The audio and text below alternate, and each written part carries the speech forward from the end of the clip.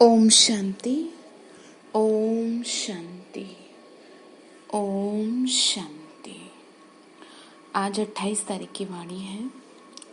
आज शिव बाबा के महावाक्य हैं। बाबा ने कहा, मीठे बच्चे, देह अभिमानी बन बाप को याद करो तो याद का बल जमा होगा। शिव बाबा कह रहे हैं, बच्चे देही अभिमानी मतलब आत्म अभिमानी बन मुझे याद करो तो इस चीज का क्या होगा, बल जमा होगा। याद के बल से तुम सारे विश्व का राज्य ले सकते हो। शिव बाबा कह रहे हैं, मुझे याद करोगे ना तो मेरी याद के बल से तुम्हारे अंदर क्या आ जाएगी, ताकत आ जाएगी। ठीक है, और उस ताकत से क्या कर सकते हो, तुम सारे विश्व का राज्य ले सकते हो। प्रश्न बाबा ने पूछा, कौन सी बात तुम बच्चों के ख्वाब में भी नहीं थी जो प्रैक्टिकल हुई। बाबा ने कहा, कौन सी ऐसी बात थी जो किसी ने कभी सोचा भी नहीं था और वो प्रैक्टिकल हो गई। आंसर है, तुम्हारे ख्याल में भी नहीं था कि हम भगवान से राजयोग सीखकर विश्व का मालिक बनेंगे। कभी सोचा था क्या कि जिसे सारी दुनिया ढूंढ रही है वो हमें राजयोग सिखाएंगे, राजाई के लिए पढ़ाई पढ़ेंगे। अभी तुम्हें अथाह खुशी है कि सर्वशक्तिवान बाप से बल लेकर हम सतयुगी स्वराज्य अधिकारी बनते हैं। बाबा ने कहा, तुम्हें इस बात की खुशी है ना कि तुम अब बल लेते हो मेरे से और स्वराज्य अधिकारी बनते हो, खुद पे राज कर लेते हो, इसीलिए सतयुग में चले जाते हो। ठीक है ना, सतयुगी राज्य के अधिकारी बनते हो। ओम शांति। यहाँ बच्चियां बैठती हैं प्रैक्टिस के लिए। वास्तव में यहाँ संदली पर बैठना उसको चाहिए जो देह अभिमानी बन बाप की याद में बैठे।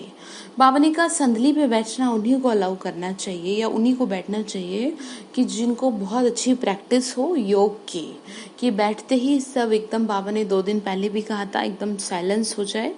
ठीक है, तो बाबा संदली का मतलब होता है जहाँ पर बैठ करके मुरली सुनाई जाती है। बाबा का जो भी मतलब होता है जिसपे बैठ करके डेली क्लास कराई जाती है, जैसे कि आपने देखा भी होगा। तो बाबा ने कहा, क्योंकि उसमें क्या है ना, ताकत भर जाती है रोज रोज ज्ञान योग करने से, तो इसीलिए हर किसी को बैठने की परमिशन भी नहीं होती। वो एक तरह से बाबा का रथ होता है। ठीक है ना, इसीलिए बाबा ने कहा उसी को बैठना चाहिए जिसको बहुत अच्छी प्रैक्टिस हो याद में रहने की। अगर याद में नहीं बैठेंगी तो वह टीचर कहला नहीं सकती। बाबा ने कहा, अगर याद नहीं है अच्छी तो उनको टीचर नहीं कह सकते। याद में शक्ति रहती है, ज्ञान में शक्ति नहीं है। बाबा ने कहा, ज्ञान से कोई शक्ति नहीं मिलती है, ज्ञान से समझ मिलती है और याद से ताकत मिलती है। ठीक है, बाबा ने कहा, बच्चे इसको कहा जाता है याद का बल। योग बल सन्यासियों का अक्षर है, याद का बल और योग बल। याद का बल से मतलब यह है भगवान की याद में रहते हैं हम। ठीक है, और सन्यासी लोग सोचते हैं योग बल। अक्षर, बाबा ने कहा, बाप डिफिकल्ट अक्षर काम में नहीं लाते। बाबा की याद ही तो योग है ना, जोड़ जिसे कहते हैं। बाबा कहते हैं, बच्चे अब बाप को याद करो जैसे छोटे बच्चे माँ बाप को याद करते हैं ना, वह तो देहधारी है। तुम बच्चे हो विचित्र, यह चित्र यहाँ तुमको मिलता है। तुम पहले रहने वाले विचित्र देश के हो। बाबा ने कहा, तुम रहने वाले कहाँ के हो, विचित्र देश के, जहाँ पर ये जो शरीर रूपी चित्र है ना, ये दिखाई नहीं देता, वहां चित्र नहीं रहता। पहले पहले ये पक्का करना है, हम तो आत्मा हैं। इसीलिए बाबा कहते हैं, बच्चे देह अभिमानी बनो, अपने को आत्मा निश्चय करो। तुम निर्वाण देश से आए हो, वह तुम सभी आत्माओं का घर है। बाबा ने कहा, तुम कहाँ से आए हो, उस घर से आए हो, परम धाम से आए हो। यहाँ पाठ बजाने आते हो। पहले पहले कौन आता है, ये भी तुम्हारी अब बुद्धि में है ना। दुनिया में कोई नहीं जिनको ये ज्ञान हो। अब बाबा कहते हैं, शास्त्र आदि जो तुम कुछ पढ़े हो उनको भूल जाओ। क्यों भूल जाओ, क्योंकि अगर वो बुद्धि में रहेगा तो बाबा से ना बुद्धि जुट नहीं पाएगी। ये समय शास्त्रवाद करने का नहीं है, ये समय है भगवान से शक्ति प्राप्त करने का। देखिए, गलत कुछ भी नहीं है, बस ये कह सकते हैं वो भक्ति है, और ये है भक्ति का फल जो आपको मुरली के रूप में ज्ञान प्राप्त हो रहा है। बाबा ने कहा कि बच्चे पहले पहले पक्का करो। क्या पक्का करेंगे, पहले पहले पक्का करना है, हम तो आत्मा हैं। इसीलिए बाबा कहते हैं, बच्चे देह अभिमानी बनो, तुम वहां से आए हो, परम धाम से। दुनिया में कोई नहीं जिसको इस बात का ज्ञान हो। अब बाबा कहते हैं, शास्त्र आदि जो कुछ भी पढ़े हो सबको भूल जाओ। कृष्ण की महिमा, फलाने की महिमा कितनी करते हैं, गांधी की भी कितनी महिमा करते हैं, जैसे कि वह रावण राज्य स्थापन करके गए।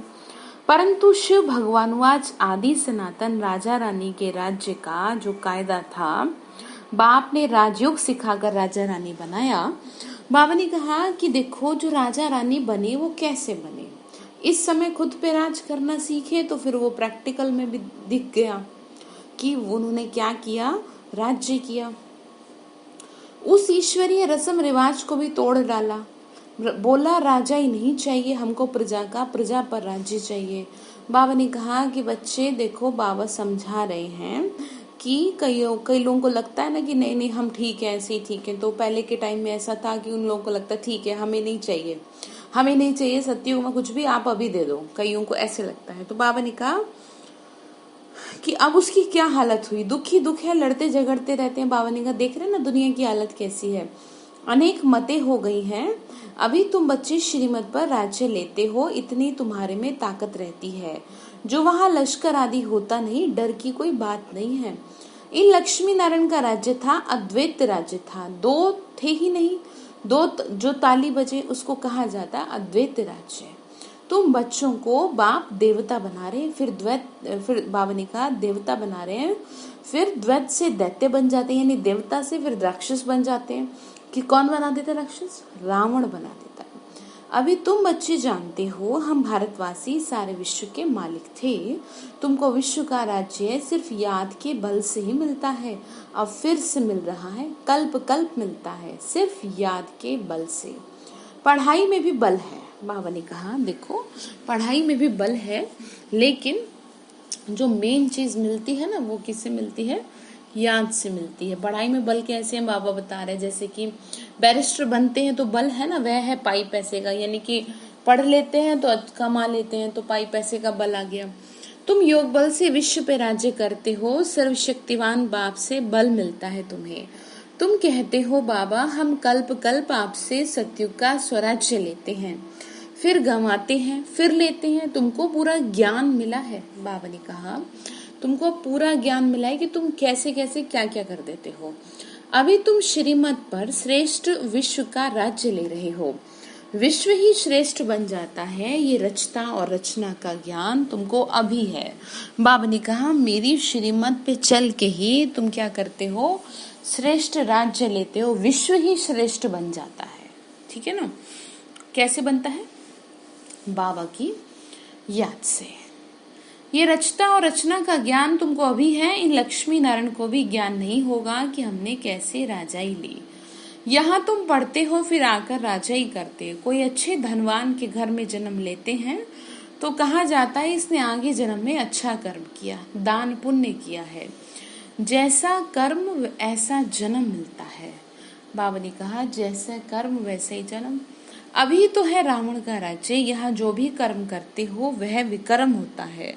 बाबा ने कहा इस रावण राज्य में तुम जो भी करते हो वो पाप बन जाता है।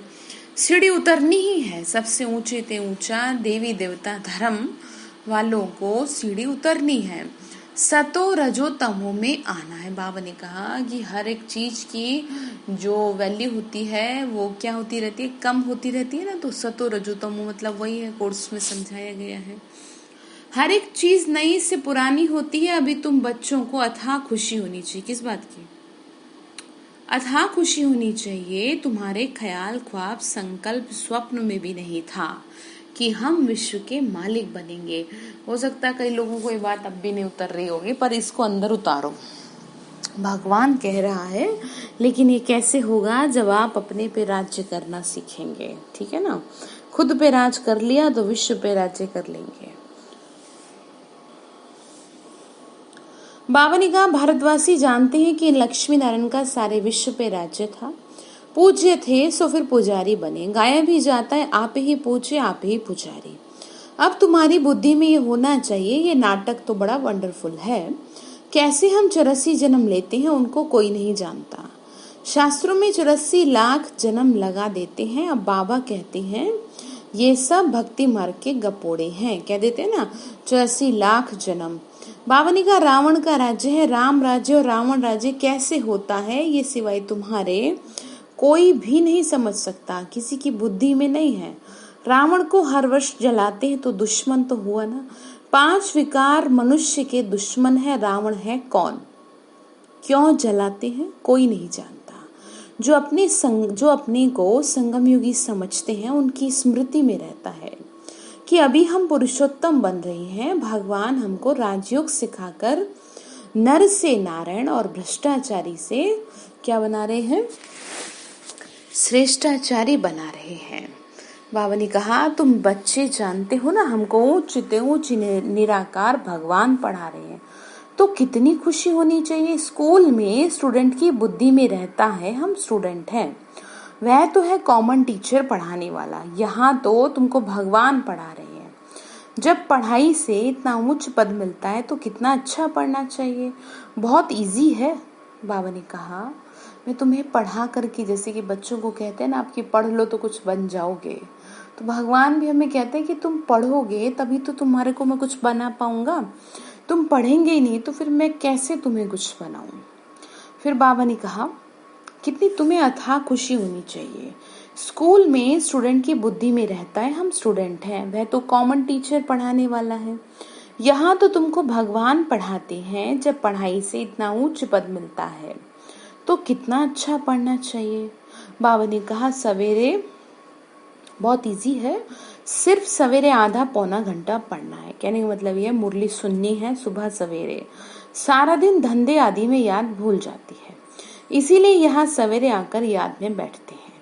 कहा जाता है बाबा को बहुत प्रेम से याद करो। बाबा आप हमको पढ़ाने आए हो। बाबा ने कहा बहुत प्रेम से याद करो कि शुक्रिया आपने हमें शिक्षा दी, आपने हमें मुरली सुनाई, ठीक है ना। बाबा पढ़ा रहा है। बाबा के पास बच्चे आते हैं तो बाबा पूछते हैं आगे कब मिले थे। ऐसा प्रश्न कोई भी सन्यासी साधु कभी ना पूछ सके। वहां तो सत्संग में जो चाहे आकर बैठते हैं। बहुतों को देखकर सब अंदर घुस जाते हैं। दूसरे सत्संगों में तुम अभी समझते हो ना, गीता रामायण आदि कितना खुशी से आकर सुनते हैं, जाकर सुनते हैं और समझते कुछ भी नहीं है, तोते मुआफिक बस, ठीक है ना। बाबा ने कहा यह सब है भक्ति की खुशी। बहुत खुशी में नाचते रहते हैं परंतु फिर नीचे उतरते हैं। आपने देखा ना जहाँ रामायण कथा भागवत होती है और वैसे भी वहां पर लोगों को क्या है खूब नाचने झूमने लगते हैं, पर वो अल्पकाल की खुशी है, वो कन रस प्राप्त होता है तो अच्छा लगता है। बाबा ने कहा देखो ऐसा है, वो सब है भक्ति। रचता और रचना को कोई नहीं जानता तो बाकी रहा क्या। यानी ना तो भगवान को जानते ना भगवान की रचना को जानते, तो फिर और क्या जानने को रह गया जब इसे ही नहीं जानते। तो तुम जानने से सॉल्वेंट बनते हो, ना जानने से इंसॉल्वेंट बन जाते हो। बाबा ने कहा जान जाते हो तो क्या बन जाते हो, तुम पावन बन जाते हो। गपोड़े मारते रहते हैं दुनिया में, तो लोग क्या क्या दुनिया में होता रहता है, कितने पैसा सोना आदि लूटते हैं। अब तुम जानते हो ना वहां तो हम सोने के महल बनाएंगे। बाबा ने कहा देखो कितना पैसा लूटते रहते हैं और वहां तो सोने के महल बनेंगे। बैरिस्ट्री आदि पढ़ते हैं तो अंदर में रहता है हम ये इम्तिहान पास कर फिर यह बनेंगे, घर बनाएंगे। जिसे पढ़ लेते हैं तो खुशी होती है ना। तुमको क्यों नहीं बुद्धि में आता कि हम स्वर्ग का प्रिंस प्रिंसेस बनने के लिए पढ़ रहे हैं। बाबा ने कहा इस दुनिया के झमेलों से अब ऊपर उठो, इसी उधेड़ बुन में मत लगे रहना, ठीक है ना। बाबा ने कहा तुमको खुशी क्यों नहीं होती कि तुम इस पढ़ाई से प्रिंस, तुमको तो कितनी खुशी होनी चाहिए, परंतु बाहर जाने से खुशी गुम। छोटी छोटी बच्चियां इस ज्ञान में लग जाती हैं। संबंधी कुछ भी समझते नहीं, कह देते हैं जादू कर दिया। कई लोगों के साथ ऐसा हो जाता है ना कि जैसे बच्चे ज्ञान में आ जाते हैं तो उनको लगता है कि पता नहीं क्या इन्होंने जादू कर दिया। इसको ऐसे समझिए जैसे किसी का संसार में मन वैसे किसी का भगवान में मन, जादू की क्या बात है इसमें, ठीक है ना। बहुत सारे लोगों की अपनी अपनी पसंद होती है। किसी को नाच गाना अच्छा लगता है तो किसी को भजन करना अच्छा लगता है, तो इसमें किसी की कोई गलती नहीं है। लेकिन बहुत बुद्धिमान लोग हैं कुछ ऐसे कि जिनको समझ में कुछ आता ही नहीं है, तो सिर्फ एक ही शब्द कहते हैं, कह देते हैं जादू कर दिया। कहते हैं हम पढ़ने नहीं देंगे, यानी कि हम तुम्हें इस लाइन में चलने नहीं देंगे। इस हालत में जब तक सगीर है तो माँ बाप का कहना मानना पड़े। बाबा ने कहा कि जब तक बच्ची क्या है मतलब वहीं पे रहती है तो माँ बाप का कहना मानना पड़े, हम नहीं ले सकते। बहुत खिटपिट हो पड़ती है। मतलब कहने का ये है कि जैसे सेंटर पे बाबा की बच्चियां समर्पित होने के लिए आती हैं तो इसलिए घर वालों से पहले लेटर लिया जाता है, क्योंकि फिर आकर के क्या ना करें, झगड़ा ना करें कि हमारी बच्ची को तुमने क्यों वो किया। तो इसीलिए बाबा ने कहा हम नहीं ले सकते जब तक कि माँ बाप से सर्टिफिकेट नहीं मिल जाए। बहुत खिटपिट होती है। फिर शुरू में कितनी खिटपिट हुई, शुरू में जब संस्था की शुरुआत हुई, बच्ची कहे हम 18 वर्ष की है, बाप कहे नहीं 16 वर्ष की है, सगीर है। सगीर जो है ये उर्दू का वर्ड है, इसको देखना पड़ेगा। इसका मतलब जहां तक है वो ये हो सकता है कि मतलब ये है कि भाई ठीक है अब आप इस लायक हो गए हो तो सगीर को ऐसे समझ सकते हैं कि अब माइनर नहीं हो, आप मेजर हो सकते हो। मैं आपको देख के बता दूंगी नेक्स्ट में ना क्या है इसको क्लियर कर देंगे। देखना पड़ेगा, उर्दू का वर्ड है। बाबा ने कहा सगीर है, झगड़ा कर पकड़ ले जाते हैं। सगीर माना ही बाप के हुक्म में चलना। हाँ, बाबा ने देखो क्लियर कर दिया, सगीर माना ही बाप के हुक्म में चलना, यानी कि वही है माइनर की जो मैं बात कर रही थी, बालिग है। बालिग है यानी कि माइनर और मेजर कि क्या है 16 साल और 18, जब तक कि 18 साल की हो जाए तब क्या है तब समझदार हो जाती है, फिर जो चाहे सो करे। तो इसीलिए कहते हैं कि वो कहते हैं नहीं तुम 16 साल की हो, तुम तो अभी मतलब बालिग हो, तुम अभी बड़ी नहीं हुई हो, इसलिए तुम नहीं जा सकती हो। वो कहती है मैं 18 की हूँ, मेरे को अपना राइट है। और वैसे भी कानून के हिसाब से भी हर एक बच्चे को, हर किसी को ये राइट है कि वो 18 साल के बाद जो चाहे वो कर सकता है, चाहे माँ बाप उसे परमिशन दे या ना दे। तो सगीर वर्ड बाबा ने भी क्लियर कर दिया, बालिग है, फिर जो चाहे सो करे। यानी कि जब तक वो नहीं हो जाती है, जब तक कि माइनर है तब तक तो उसको वहीं रहना पड़ेगा ना, बातों को समझना पड़ेगा, माँ बाप की माननी पड़ेगी। लेकिन जब क्या हो जाए, जब 18 साल की हो जाए तब उसके बाद फिर कर सकती हैं जो भी है। सगीर माना बाप के हुक्म में चलना, कायदे भी हैं। बाबा कहते हैं तुम सब बाप के पास आते हो तो कायदा है, अपने लौकिक बाप का सर्टिफिकेट लेकर आओ। मैंने आपको बताया ना कि सेंटर्स में रहती हैं बहनें तो घर वालों से सर्टिफिकेट वो मतलब वही चिट्ठी ले कह लो, सर्टिफिकेट कह लो। फिर मैनर्स भी देखने पड़ते हैं, मैनर्स ठीक नहीं है तो वापस जाना पड़ेगा। फिर ये देखना पड़ता है कि क्या ये सेंटर में रहने लायक हैं कि नहीं है। खेल में भी ऐसे होता है ना, ठीक नहीं खेलते तो कहेंगे उनको बाहर जाओ, तो आबरू इज्जत गंवाते हैं, यानी कि बचपना रहता है, गलतियां कर देते हैं तो उनको वापस भेज दिया जाता है। अभी तुम बच्चे जानते हो ना हम युद्ध के मैदान में हैं, कल्प कल्प आकर माया पर जीत पहनाते हैं शिव बाबा। मूल बात है पावन बनने की, पतित बने हैं विकार से। बाप कहते हैं काम महाशत्रु है, ये आदि मध्य दुख देने वाला है। जो ब्राह्मण बनेंगे वही फिर देवी देवता धर्म में आएंगे। ब्राह्मणों में भी नंबरवार है, क्षमा पर परवाने आते हैं, कोई तो जल मरते हैं, कोई फेरी पहनकर चले जाते हैं। क्षमा परवानों का मतलब मैंने आपको बता दिया था ना, यही वही बात है कि हम बाबा के बच्चे हैं ना, तो कई तो क्या है फेरी लगाते हैं। फेरी लगाना यानी कि हाँ बहुत अच्छा है, बहुत अच्छा है, कई फिदा हो जाते हैं, बाबा पे बलिहार जाते हैं। यहाँ भी आए हैं, कोई तो एकदम फिदा होते हैं, कोई सुनकर फिर चले जाते हैं। आगे तो ब्लड से भी लिख के देते थे बाबा हम आपके हैं, फिर भी माया हरा देती है। इतनी माया की युद्ध चलती है, इनको युद्ध स्थल कहा जाता है। ये भी तुम समझते हो ना, परमपिता परमात्मा द्वारा अभी सभी वेदों शास्त्रों का सार समझाया जा रहा है। चित्र तो ढेर बना दिए हैं, नारद का भी मिसाल है इस समय का। सब कहते हैं हम लक्ष्मी नारायण बनेंगे, तो बाबा कहते हैं अपने अंदर तो देखो, हमारे में कोई विकार तो नहीं है। नारद भक्त तो सब है, ये एक मिसाल है, ऐसा नहीं है कि ऐसा कोई नारद था। नारद तो क्या है बहुत प्रेमी था भगवान का, ठीक है ना। तो बाबा ने कहा कि बच्चे देखो ऐसा ना हो जाए कि तुम्हारे चाल चलन तो ठीक नहीं है, बाबा को याद करते नहीं और कहते हो हम तो लक्ष्मी को वरेंगे, लक्ष्मी नारायण बनेंगे। तो बाबा ने कहा जरा देखो तो सही, मिसाल है वो तो खैर नारद का। तो भक्ति मार्ग वाले कहते हैं हम श्री लक्ष्मी को वर सकते हैं। बाप कहते हैं कि नहीं, जब ज्ञान सुने सदगति को पा सके, मैं पतित पावन ही सबकी सदगति करने वाला हूँ। अभी तुम समझते हो ना, हमको रावण राज्य से लिबरेट कर रहे हैं शिव बाबा। वह है जिस्मानी यात्रा। भगवानुवाच मन मना भव। भगवान क्या कह रहे, मन ही मन में मुझे याद करो। इसमें धक्के खाने की बात नहीं है, वह सब है भक्ति मार्ग के धक्के। आधा कल्प ब्रह्मा का दिन है और आधा कल्प रात है।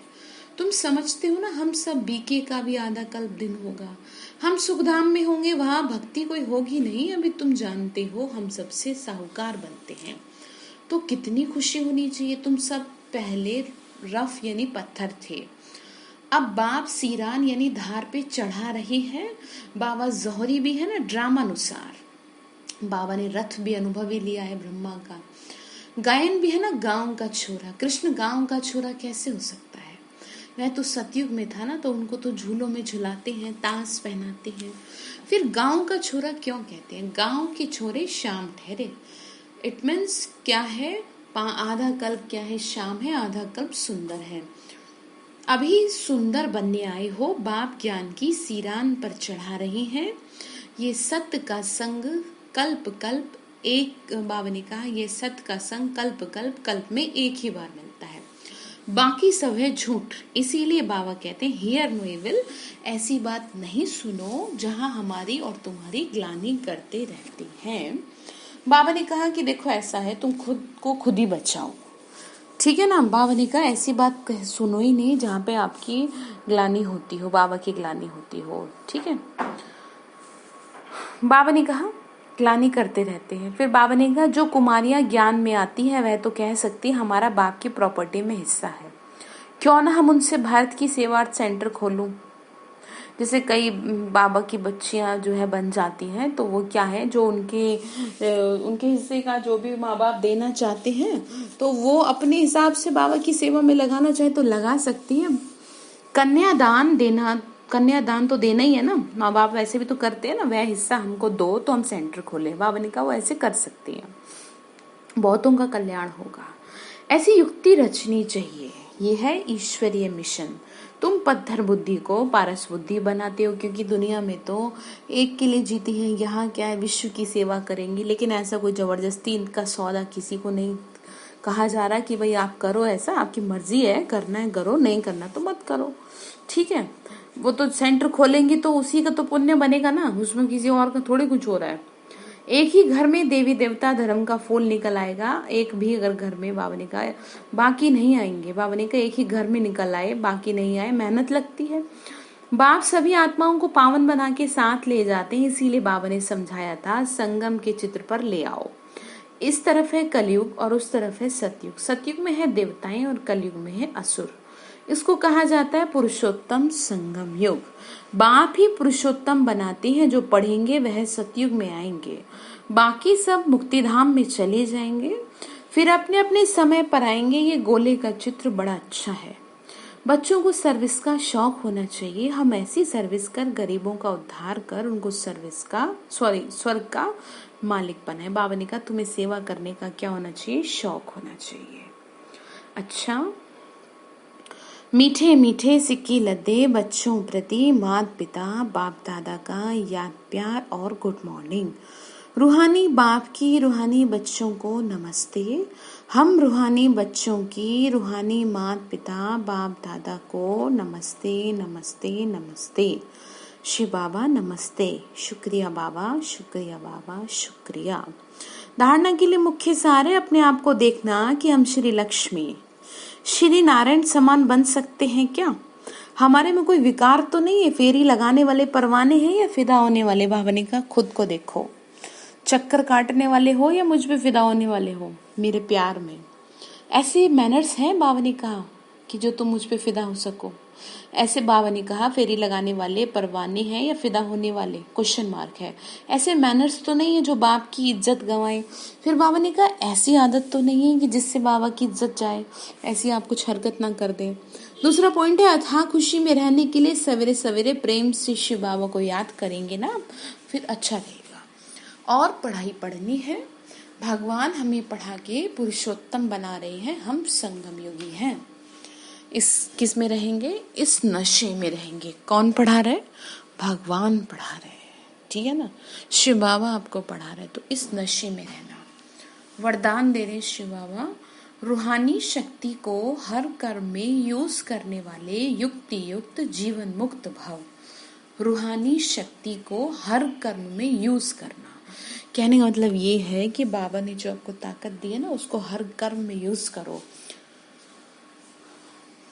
इस ब्राह्मण जीवन की विशेषता है ही रूहानियत। रूहानियत की शक्ति से स्वयं को और सर्व को परिवर्तन कर सकते हो। इस शक्ति से अनेक प्रकार के जिस्मानी बंधनों से मुक्ति मिलती है। लेकिन बाबा ने कहा, युक्ति युक्त बन हर कर्म में लूज होने के बजाय रूहानी शक्ति को यूज करो। मनसा वाचा कर्मणा, तीनों में साथ साथ रूहानियत की शक्ति का अनुभव हो। जो तीनों में युक्ति युक्त है वो ही जीवन मुक्त है। बाबा ये समझा रहे कि बच्चे, आप कोई भी काम करते हैं ना, तो रूहानियत की शक्ति यानी अपनी आत्मिक शक्ति के हिसाब से अपनी आत्मिक शक्ति को यूज करते हुए करो, ठीक है ना। तो क्या महसूस करेंगे? जीवन मुक्त स्थिति महसूस करेंगे। नहीं तो क्या लगेगा? भारी लगेगा हर चीज, काम भी। स्लोगन है, सत्यता की विशेषता द्वारा खुशी और शक्ति की अनुभूति करते चलो। सत्यता की विशेषता द्वारा खुशी और शक्ति की अनुभूति करते चलो, ठीक है। तो आज के लिए बाबा ने जो होमवर्क दिया है, बाबा आज ये कह रहे हैं कि बच्चे, तुम इस खुशी में रहो कि जो तुमने कभी सोचा भी नहीं था, भगवान तुम्हें पढ़ा रहा है। जिसको दुनिया ढूंढ रही है वो तुम्हें पढ़ा रहा है। तुम्हें किस बात की चिंता? अपनी खुशी की चेकिंग करना, ठीक है। अच्छा, ओम शांति।